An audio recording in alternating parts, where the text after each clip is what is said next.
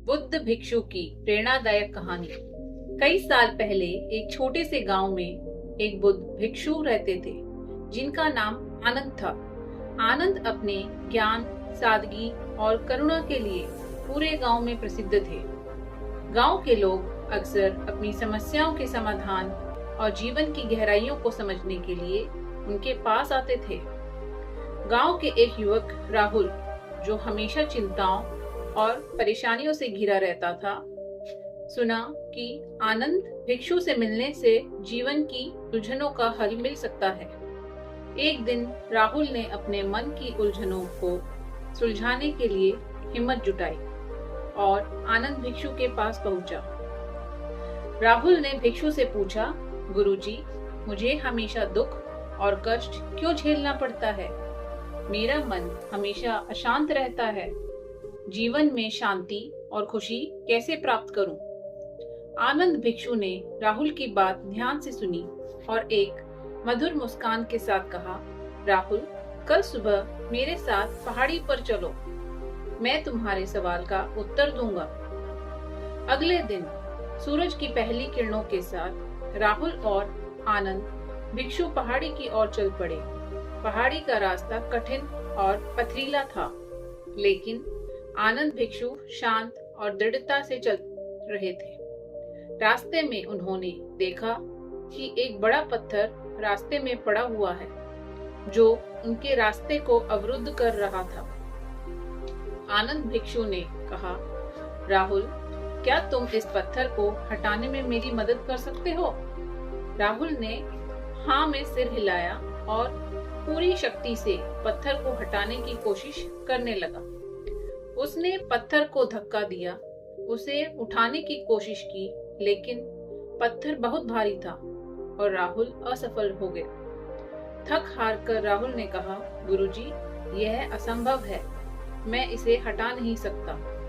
आनंद भिक्षु ने मुस्कुराते हुए कहा, क्या तुमने पूरी शक्ति से कोशिश की? राहुल ने उत्तर दिया, हाँ, मैंने अपनी पूरी शक्ति से कोशिश की, लेकिन यह बहुत भारी है। आनंद भिक्षु ने कहा, नहीं, तुमने अपनी पूरी शक्ति से कोशिश नहीं की, तुमने मुझे मदद के लिए नहीं कहा। राहुल ने हैरान होकर पूछा, मदद मांगना भी शक्ति का हिस्सा है? आनंद भिक्षु ने उत्तर दिया, हाँ, जीवन में भी ऐसा ही होता है। हम अपने कष्टों को और समस्याओं को अकेले हल करने की कोशिश करते हैं, लेकिन हमें दूसरों की मदद मांगने में कोई संकोच नहीं करना चाहिए। सहायता लेना कमजोरी नहीं, बल्कि समझदारी और सही दृष्टिकोण का प्रतीक है। आनंद भिक्षु की यह बात राहुल के दिल में गहराई तक उतर गई। उसने महसूस किया कि उसने जीवन भर अपनी समस्याओं का बोझ अकेले उठाने की कोशिश की थी और यही कारण था कि वह हमेशा तनाव में रहता था।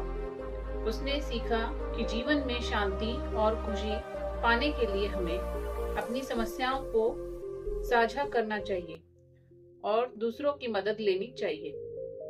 राहुल ने आनंद भिक्षु को धन्यवाद दिया और घर वापस लौट आया। उसने अपनी जीवन की उलझनों को अपने परिवार और दोस्तों के साथ साझा करना शुरू किया। धीरे धीरे उसकी चिंताएं कम होने लगी और उसके जीवन में शांति और खुशी वापस आ गई। इस घटना से राहुल की सोच बदल गई। उसने समझा कि जीवन में आने वाली चुनौतियां का सामना करने के लिए हमें अपने प्रियजनों की मदद लेनी चाहिए। जब हम अपनी समस्याओं को साझा करते हैं तो उनका समाधान आसान हो जाता है और हम शांति और खुशी प्राप्त कर सकते हैं। इस कहानी से हमें यह सीखने को मिलता है कि हमें अपने जीवन में आने वाली चुनौतियों का सामना करने के लिए दूसरों की मदद लेने में कोई हिचक नहीं होनी चाहिए। जब हम अपनी समस्याओं को साझा करते हैं तो उनका समाधान आसान हो जाता है और हम शांति और खुशी प्राप्त कर सकते हैं।